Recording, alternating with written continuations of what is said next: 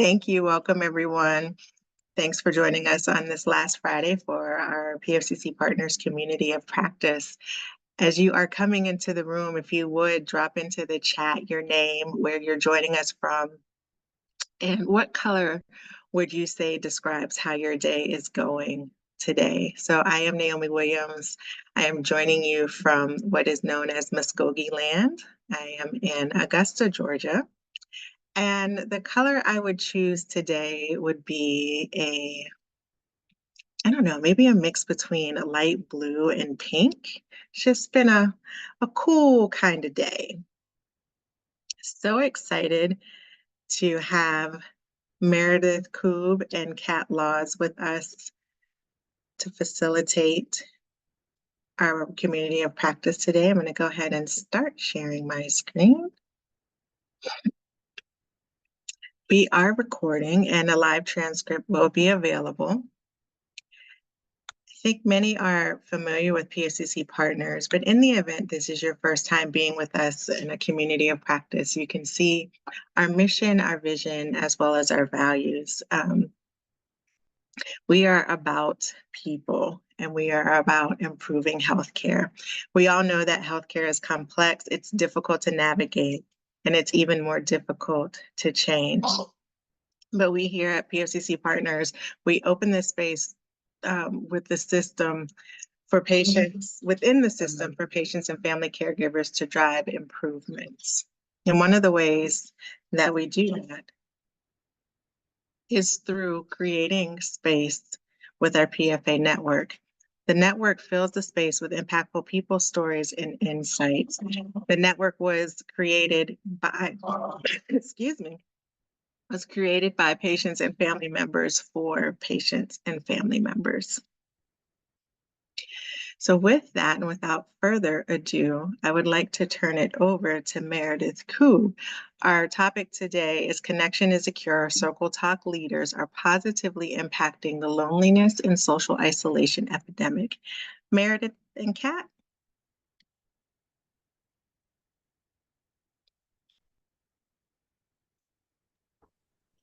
Thanks so much, Naomi and PFCC Partners team. So happy to be here. I love to close out my week with inspiring work, although CircleTalk doesn't feel like work many times. So I'm just really glad to be here with all of you today.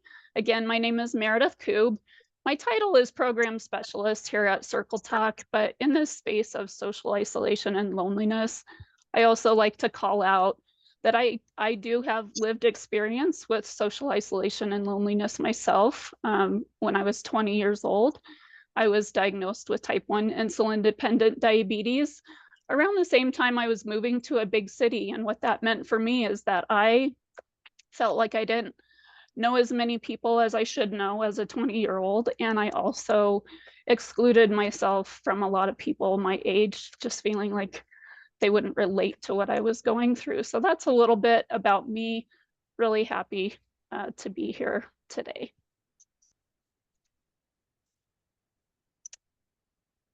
I'm also really glad to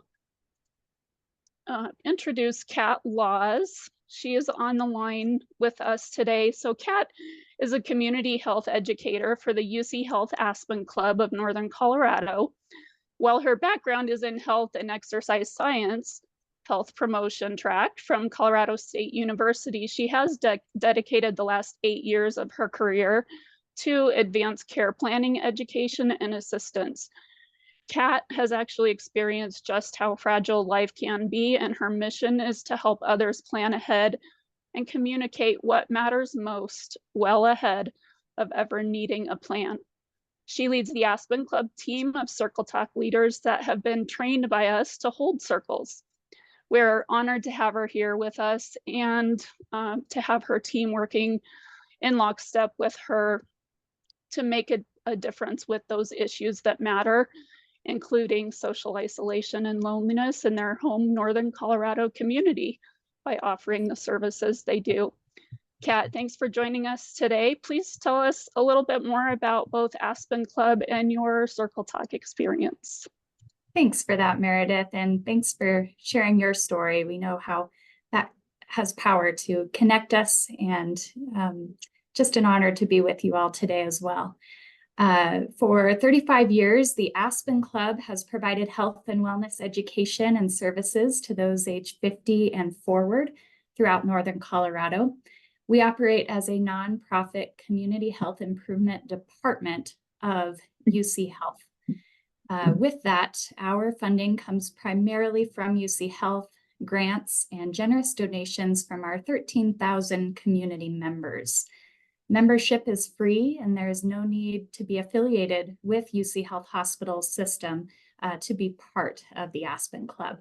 We are purely a community benefit. Listed here are services members can expect from us consistently.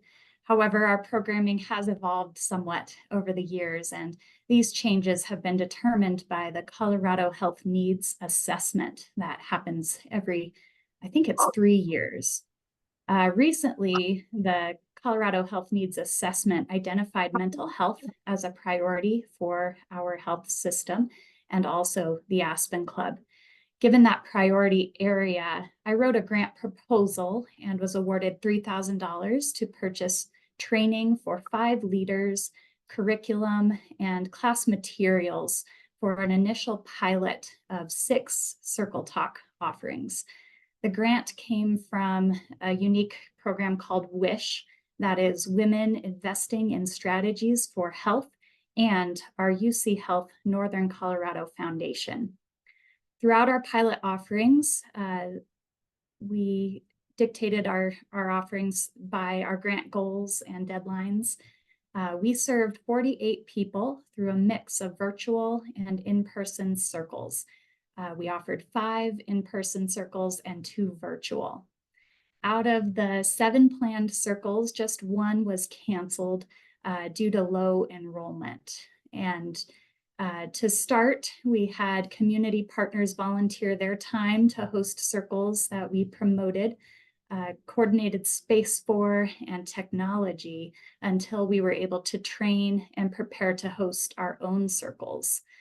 All but 1 of our 5 trained leaders that are part of my department has now hosted a circle during this pilot phase. And our 5th leader, who was hired on and trained later than we were able to schedule for this pilot phase. Each of our leaders has had unique experiences with CircleTalk, and we will have a meeting to debrief and strategize together in the coming weeks.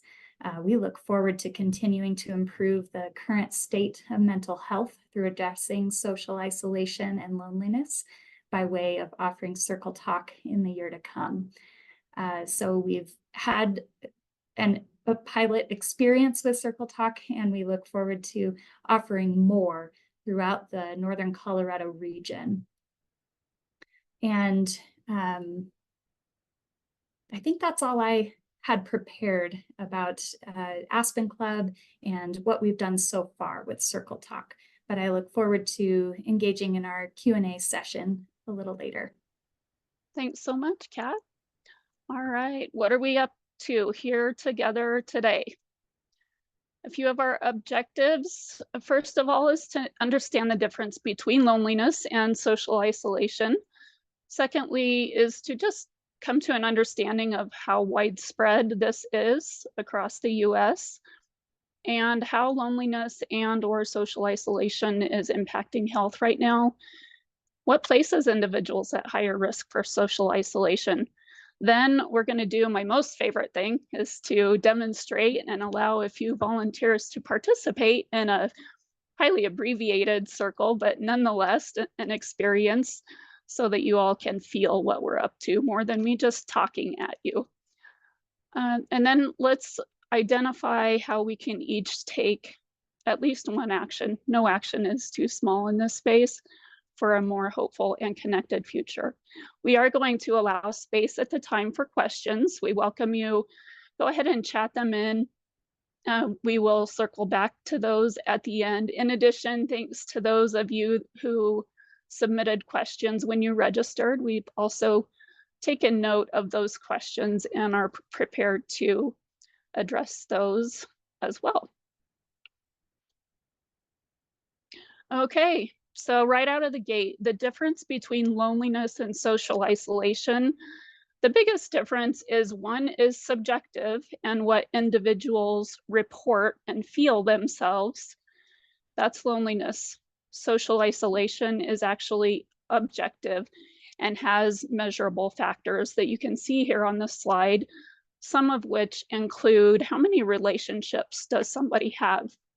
What are their roles within those social circles? Are they part of groups where they belong and have other members that they interact with? And just the number of interactions that they have with others. So you'll hear in this space that oftentimes they are used synonymously, but there actually is a difference between the two. So the prevalence of loneliness and social isolation, I like to take a poll to just get an understanding of your level of familiarity with what we're talking about today so that I can adjust my talking points and how much or how little time I spend on these points. So Naomi, if you wouldn't mind launching the poll, I'd like to know more about how familiar you are or not, no right or wrong answer, with the US Surgeon General's advisory on our US epidemic of loneliness and isolation.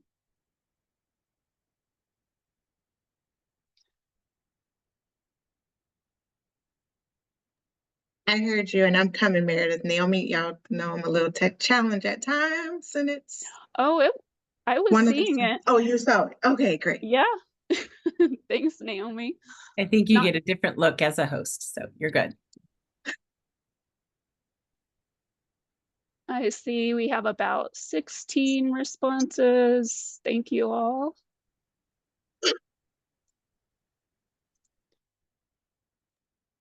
Shall I go ahead and end the poll now? Yep, I think we're good. Okay, so it looks like we've got levels of familiarity all across the board. So I will do my best to not assume any understandings of the information. Thank you all for taking that poll. Okay, so the US Surgeon General, now I'm the one that's tech challenged. Naomi, you're in good company here. There we go. So the US Surgeon General, May of 2023, you can see the bold print here that says that loneliness and social isolation as an epidemic is an underappreciated public health crisis. What underappreciated looks like is up to this point, there just hasn't been a lot of elevation of this as a society, as a healthcare system. And so this advisory really set the stage for making the facts and figures and experiences in this space more well known. So that means about 1 in 2 adults in America reported experiencing loneliness, and that was even before the COVID-19 pandemic. So you can imagine that's actually one of the questions that came in from one of our participants, is if there have been studies on what this looks like since the pandemic. And I'll say a little bit more about that in a few minutes. Again, knowing that loneliness and social isolation differ, there are again many factors. There are challenges in measuring loneliness and social isolation, but one of the factors, again, is how many relationships and friends individuals have. So you can see here, almost half of Americans, again, 49% in 2021, reported having 3 or fewer close friends, one of those social isolation factors, compared to only 27% reporting the same in 1990.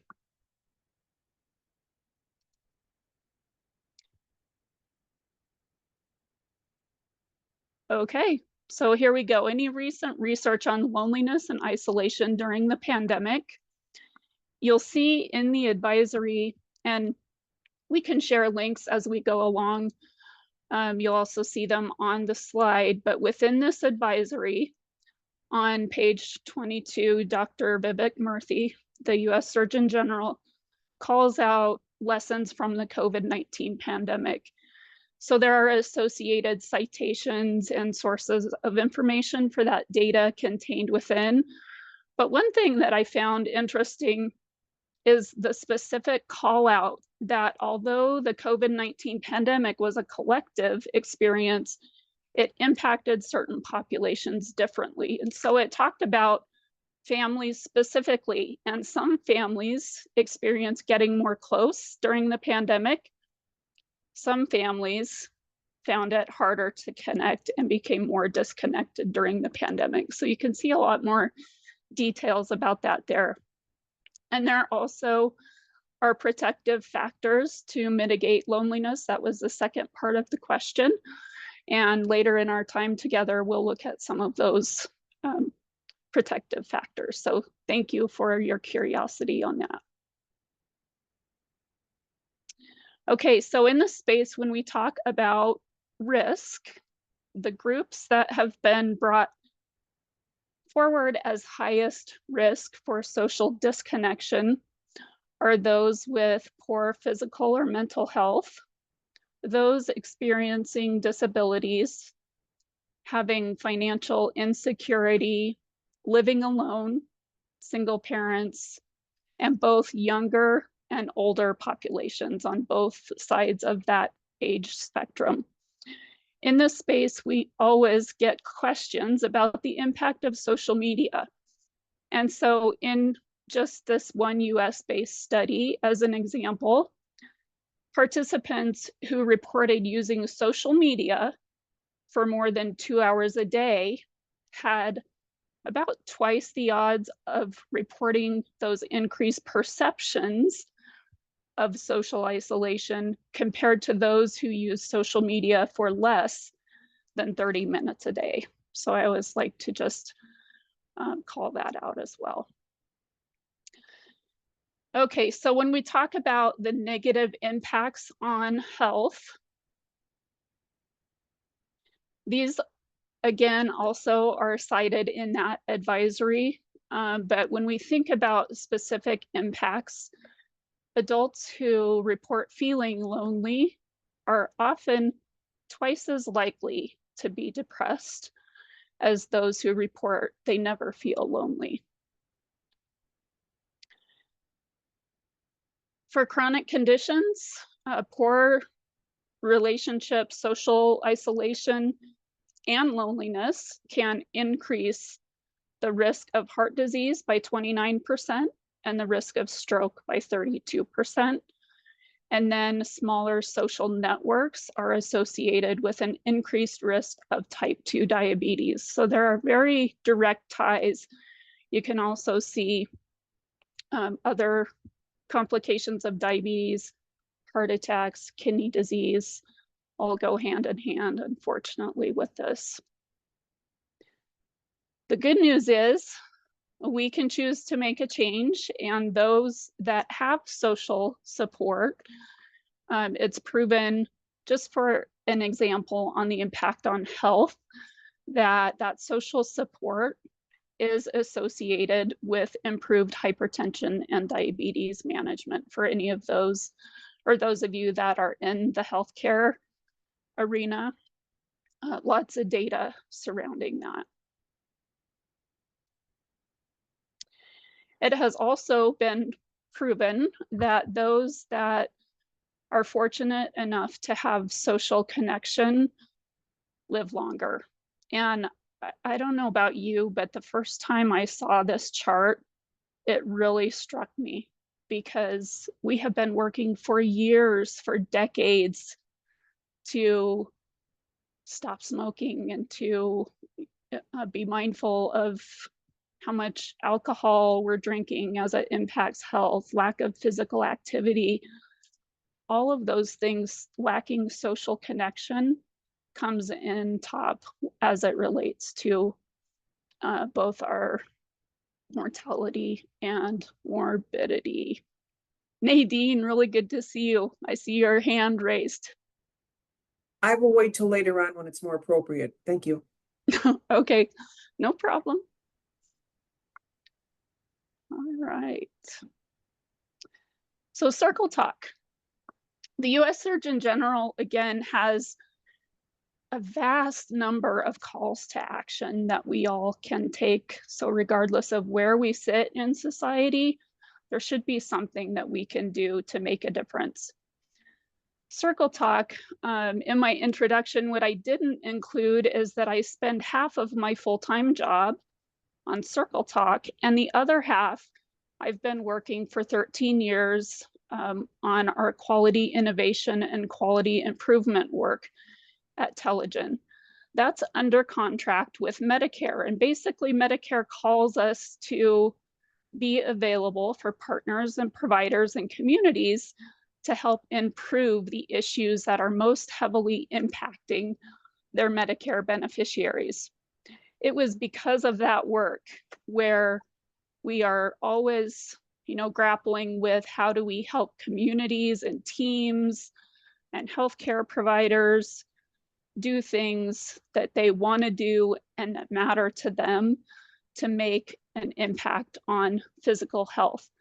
Having both of those roles, that is what compelled me to say, Telegen, let's see if we can't do something with this. So now CircleTalk, although has been field tested and was created 13 years ago, it was about a year ago that Telegen acquired CircleTalk. And so how we partner nationally and internationally to answer the US Surgeon General's calls to action are through a few different angles. The first, so you heard Kat introduce Aspen Club and her team.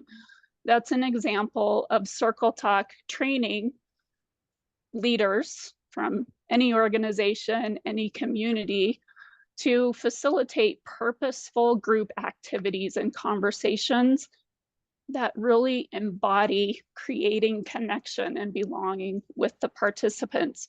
Much different than parallel play or convening individuals to do a same activity, but they're not necessarily having the chance to interact and have conversations and connect. Second is we consult with organizations to help weave social connection and practices into the fabric of their community. And then we engage in the national environment to ensure that we're staying timely and relevant with what the nation is calling for in this space.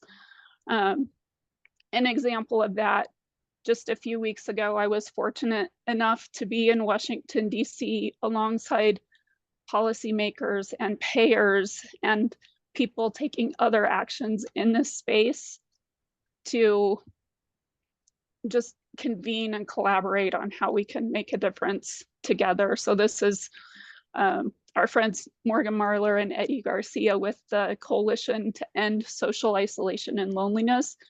They are the ones that are really leading the charge nationally, especially in the space of politics. They went to the Capitol and advocated the day after that summit.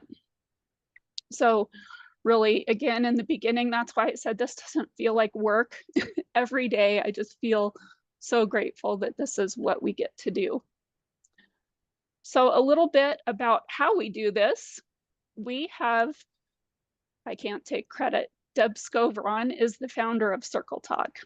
13 years ago, Deb created this curriculum for CircleTalk. So there are 36 weeks in total, broken up into 3 different sets.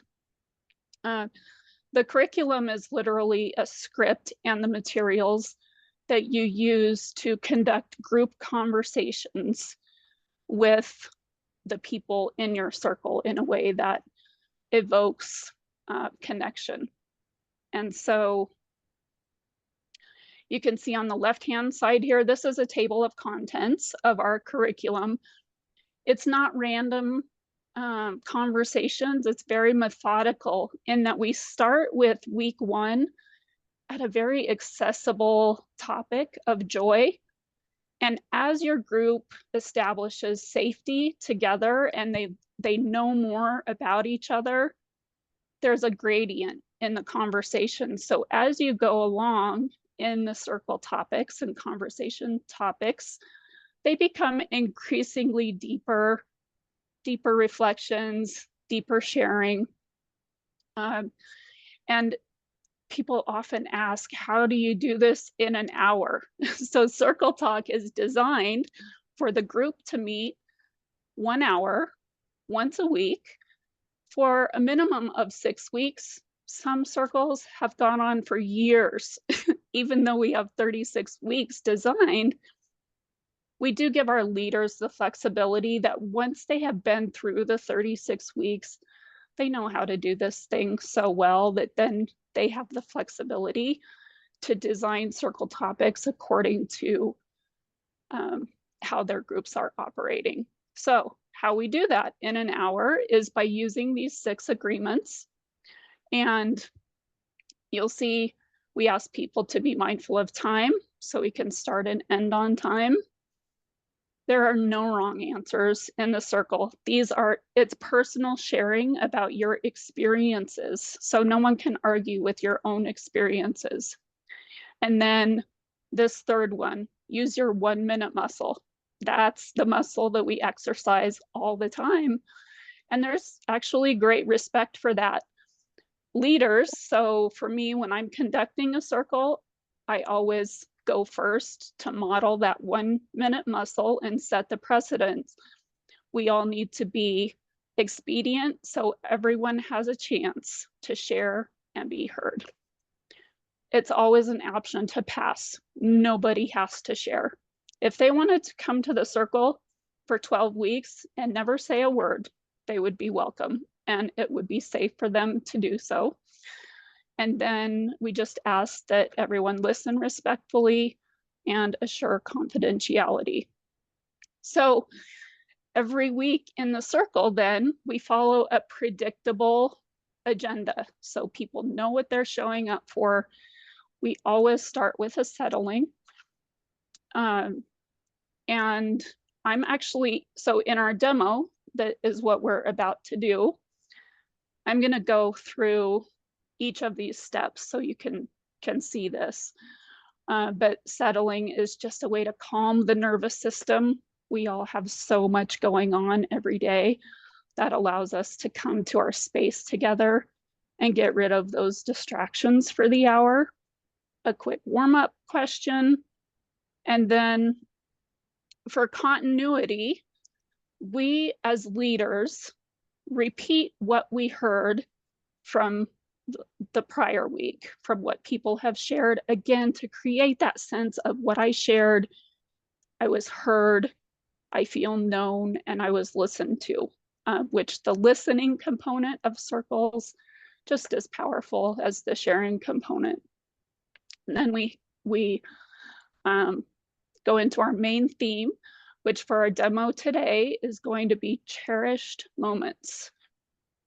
After everyone has had a chance to share in our main theme, the leader goes around and summarizes those connections and opens up the floor, if there's time, for other questions they have of each other or other things that came to mind through the sharing.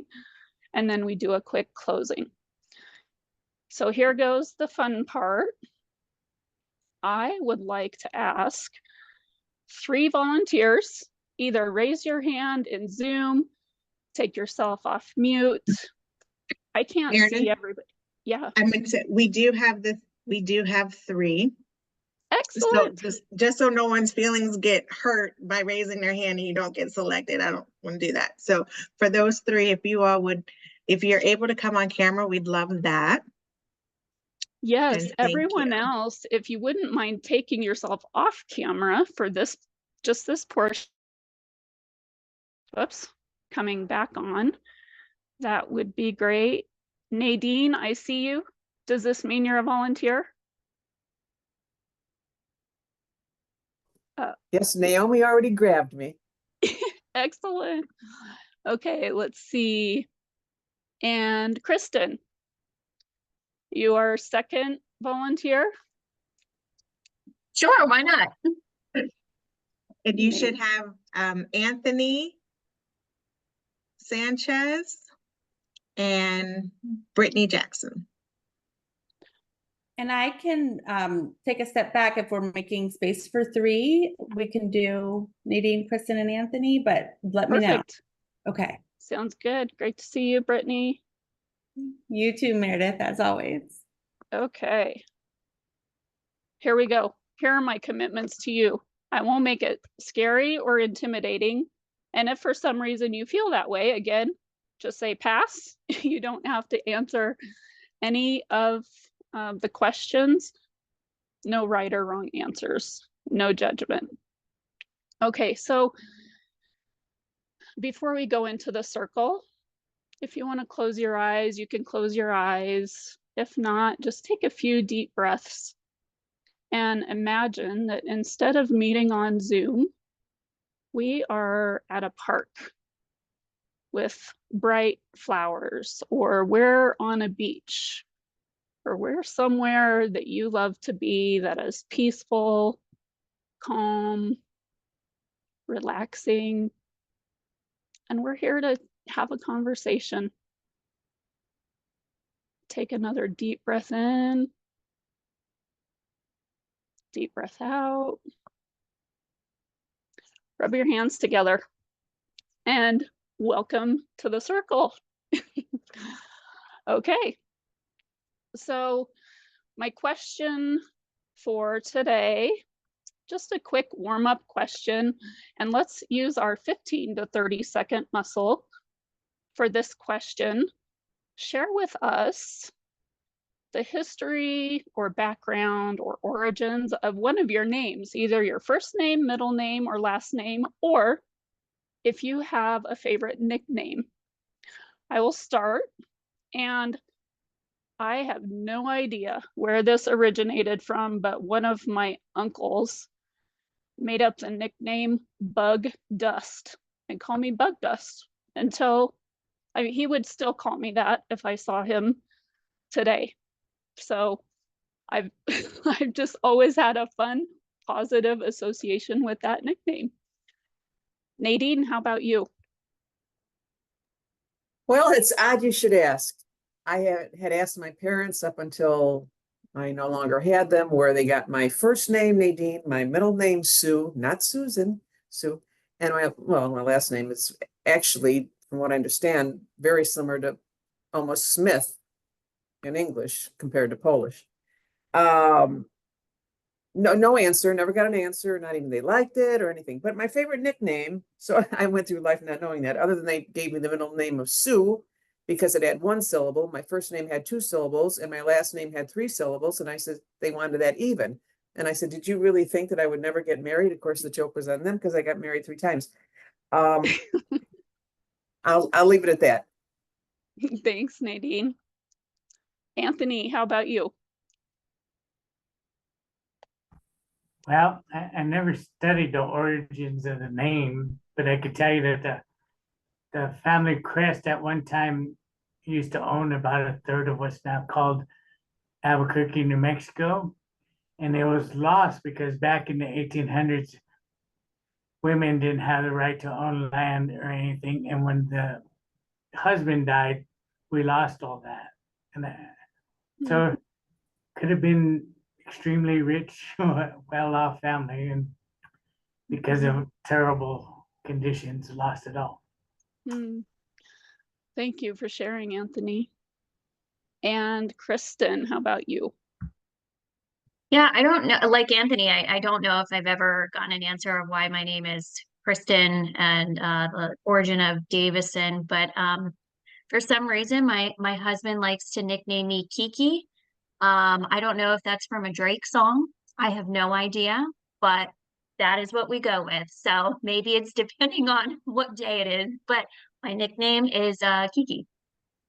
Thanks, Kiki. If you're good with being called that by strangers. Totally fine. All right. Thank you all for sharing. Okay, so today let's pack our past. and think about cherished moments we've had in our lives, but specifically from when we were younger than 15 years old. So take a minute to think about when you were younger than 15, a memory that you cherish, and just a little bit of color and experience around that. I'll start by sharing. I had the great fortune of spending a lot of time with my grandparents on my mom's side when I was young. My mom was going to college, and that meant for me, she dropped me off at grandma and grandpa's every day in the summer, and I got to spend every day with grandma and grandpa. My grandpa owned a hardware store. I learned how to run a cash register. My grandma was a volunteer at the nursing home, so we would go down and do the bulletin boards and talk with the people in the nursing home. That's actually what set forth my desire to want to work in healthcare. Just such fond memories and an experience that I wish everyone had the opportunity to have just treasured time like that with their grandparents. All right, Nadine, how about you?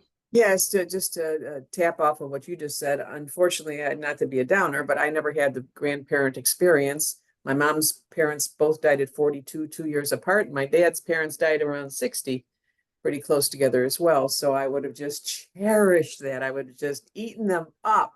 That's why I love older people. But my cherished, I would imagine, always have. Plus, they're so discounted. I love to learn from them. Now I'm an old person. I hope somebody's going to learn from me. Under 15, just under the wire, I would say when I was 14, I don't know why, but I was allowed to paint a mural on the living room wall with my father. It was quite awesome. And they only have pictures of me from my rear end side painting the wall. But back then I was youthful, so it's not a bad thing. It was quite a wonderful, more than a moment, because of course it took a long time to do that. Yes. Okay, so you said it was on a wall with living room wall. Yeah, you walk into the living room, there it was. Yep. Wow. I hadn't thought about that in years, which is the whole point of the CircleTalk, I realize. I mean, years, decades. So thank you. Thanks, Nadine. All right, Anthony, how about a cherished memory for you? Mine's more like yours, Meredith. Ever since I was 5 years old, I had a lot more in common than my grandfather than my grandmother. But she used to sit us down, me and my sister, ever since we were 5 years old. She taught us how to play jazz piano and how to sing. And at the time, I was young and I was probably a brat and thought I hated everything about it. But it's probably one of the greatest things I ever learned and best moments I ever had. Any particular song come to mind? She liked Elton John a lot. For some reason, Barry Manilow, which I hated, but he's a major jazz player, no matter how you see him. And that, her tastes are a little different than mine, but it doesn't really matter.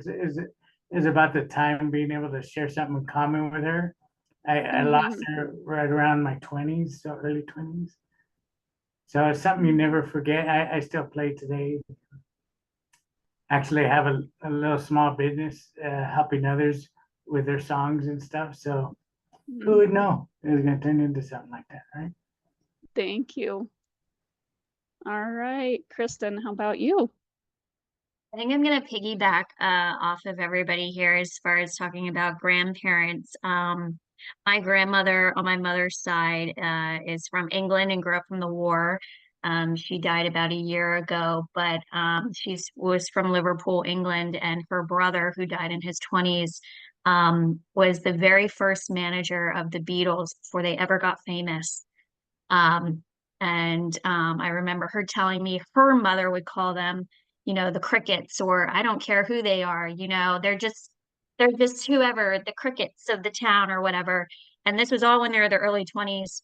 And I remember my great grandmother coming over here and she would always just have this little bandana on her hair. And now I just realized that I start wearing that when I'm washing my face or whatever the case may be, just a little bandana and walking around with their little purse. And I wish that now that I'm my age, that I spent more time asking more questions, because once, they reach a point where the memory starts to fade, those stories start to go away, and then they're just kind of a mystery from there. And I wish, and I know that's probably not a cherished memory, but as you said, Nadine, I love the elderly population. And as a nurse in my background, geriatrics was my favorite. So I do wish that I took more time to ask the questions and document them. Yeah.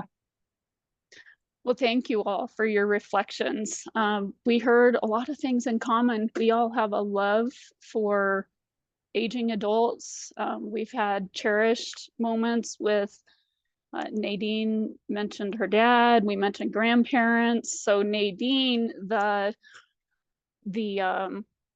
I don't know, for me, it feels like almost breaking the rules the way I grew up, like, oh my gosh, paint an entire wall. But that you had great fun, and it was a memory for you thinking about that wall mural that you got to paint in the living room. And Anthony, music and spending that time connecting with your grandmother, who you would end up losing at a fairly young age, and having those memories and the time spent with grandma around music, like Elton John. And Kristen, I'm sorry for your loss of your grandmother, and that grandma having family ties to famous musicians, and just again being able to spend time with your grandma, and it also created a moment of curiosity for you, and recognition and reflection, to take advantage of the time we have to inquire with older adults when we have the opportunity to do that, and that you get to do that in the work that you love. So thank you all for sharing and being part of our circle.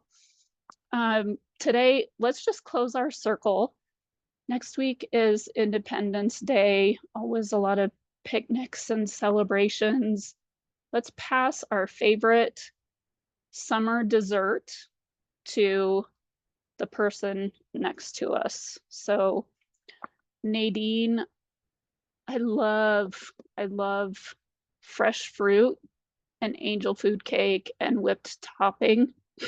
I have diabetes, so that works out pretty well for me because it's not a huge sugar load. But if that's a dessert you would enjoy, I pass that along to you. And why don't you pass your favorite dessert on to Anthony?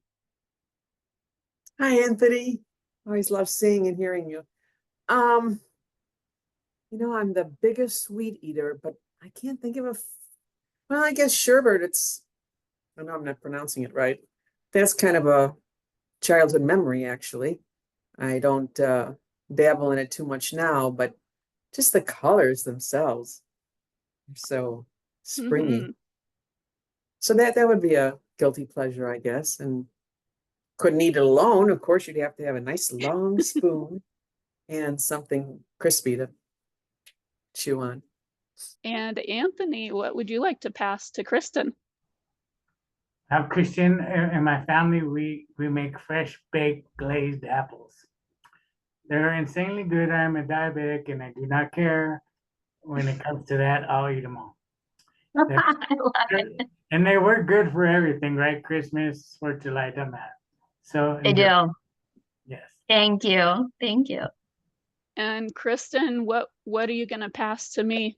We'll just act like Anthony. I don't have a care in the world about my diabetes. I just want to eat your favorite dessert.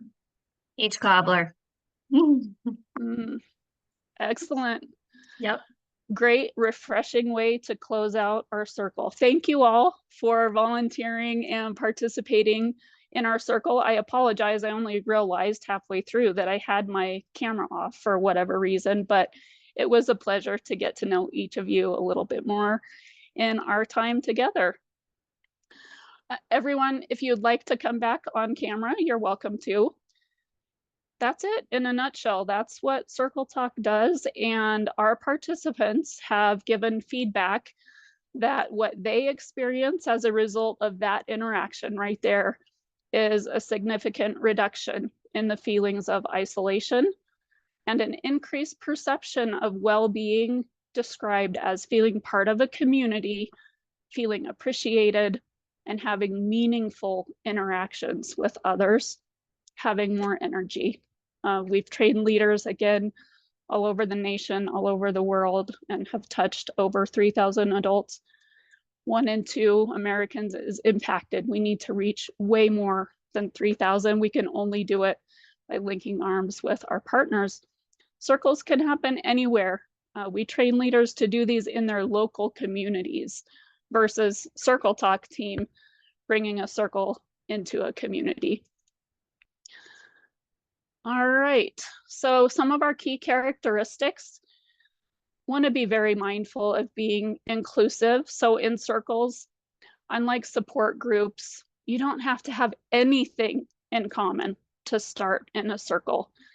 And actually, the more diverse the circle is, the more beautiful the connections become.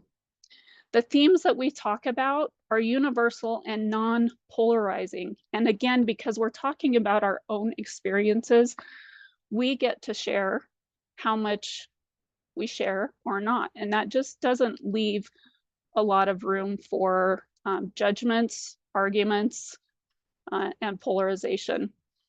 We do want to be very mindful also of accessibility. We have checked in with experts in this space, and they've told us that this is very affordable. Our customary charge, $495, that's for the leader training and the first set of 12 weeks of curriculum. After that, you can buy sets 2, sets 3 for $125 each. We just want people to have the tools to get this out into the world. It does take time and resources to train leaders and to have those materials available, but it's really important for us to stay affordable. The more we see this legislative activity, payer activity, I hope to see a world where programs like CircleTalk are more strongly reimbursed and supported so that our leaders and organizations aren't coming out of their own pockets to do that. They can be held in person or virtually. We also use third things and props that help connect people and bring them closer to the topics that we're talking about. And we do have adaptations and accommodations that can be made for disabilities.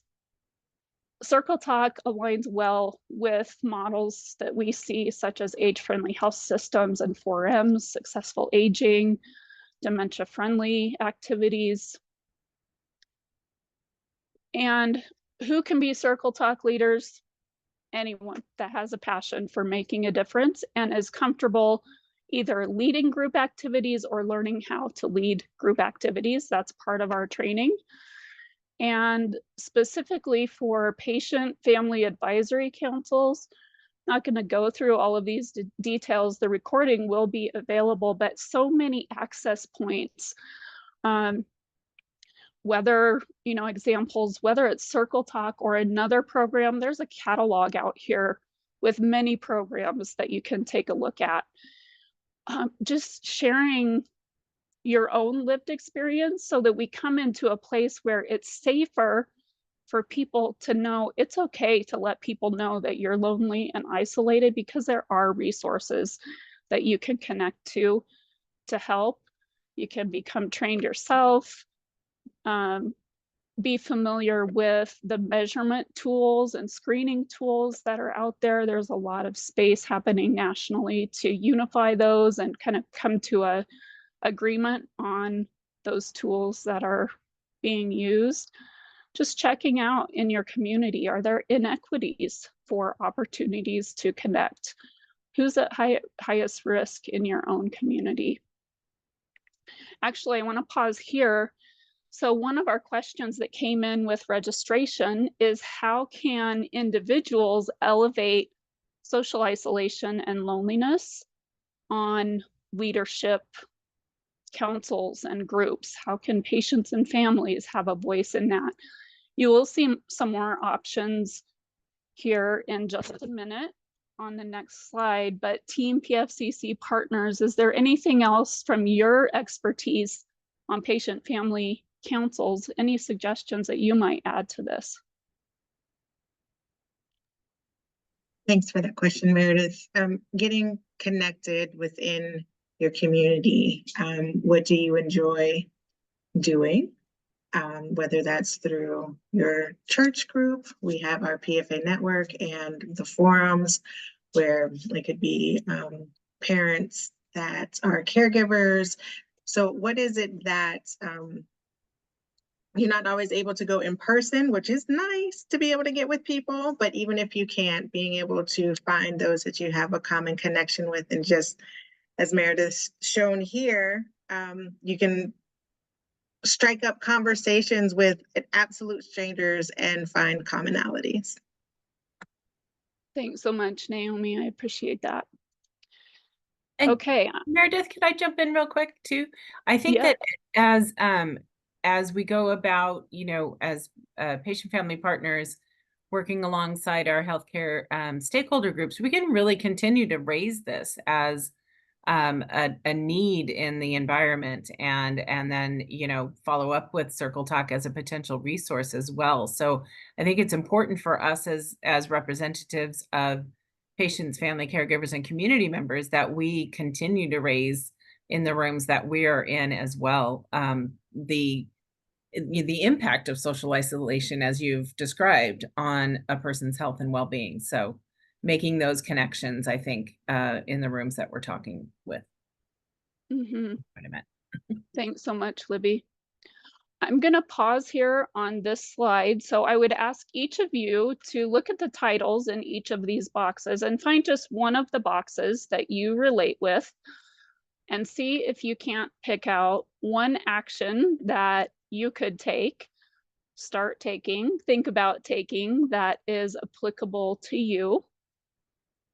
So you can see we've got one option for health workers and healthcare systems. We've got one for researchers, parents and caregivers, and community-based organizations. These come directly verbatim from the advisory from Dr. Murthy. And if you are in a sector that you don't relate with, there are a whole lot more in that advisory.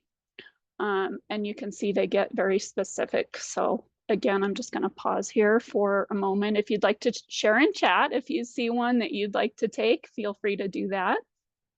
And let's go ahead and open it up. I see the number 15 on chat. I haven't had a chance to be following that, but Team PFCC partners, do you want to call out what we're seeing in chat?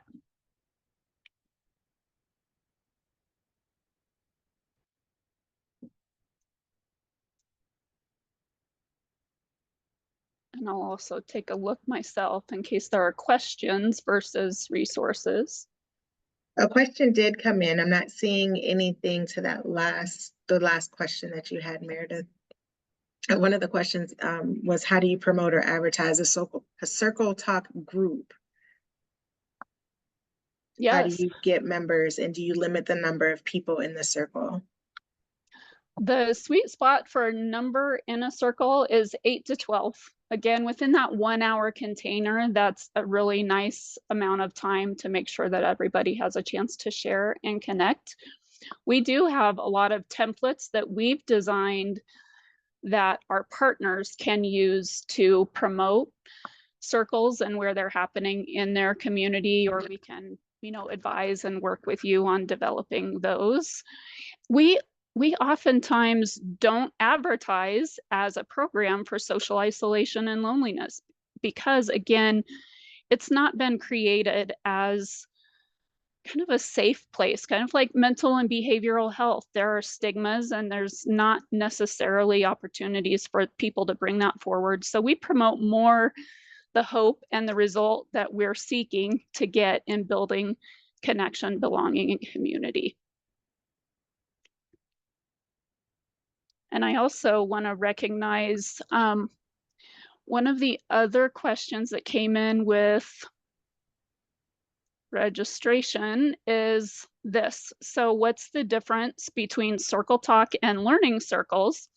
I just called out some of the similarities and differences. So in both of these instances, we're group programs, we meet regularly, peer directed, it's small groups versus large groups. It includes both reflection and sharing opportunities. We have ground rules that help us maintain structure. We're led by impartial facilitators, welcome differing points of view. And this is directly from Learning Circle information, starting where people are and encouraging growth together. Some of the key differences are, so the CircleTalk goal is to transform that culture of places that people gather into a place where people experience community and connection with their neighbors, where learning circles give an opportunity for stakeholders to speak, listen, and participate in problem solving and making decisions. No right or wrong angle. There's absolute validity in both, and each have a place. But some of the other differences are CircleTalk is predetermined topics. Learning circles are self-identified topics by the group. We're more focusing on sharing personal experiences and memories, while learning circles are more about knowledge sharing and having targeted learning objectives. In learning circles, the length and frequency of meetings are determined by the group, where CircleTalk, we're set 1 hour a week. And we encourage 6 weeks at a minimum for CircleTalk series. But those are some of the differences. Other questions? One other question that has come in, Meredith, is how is health improved when mingling and engaging? Due to physical endorphins, is it due to physical endorphins or having another set of eyes to keep an eye on you toward or off your health issues? Well, I don't have hard and fast data on that, but what I will share is my own personal experience with loneliness and social isolation, specifically as it relates to my type 1 diabetes.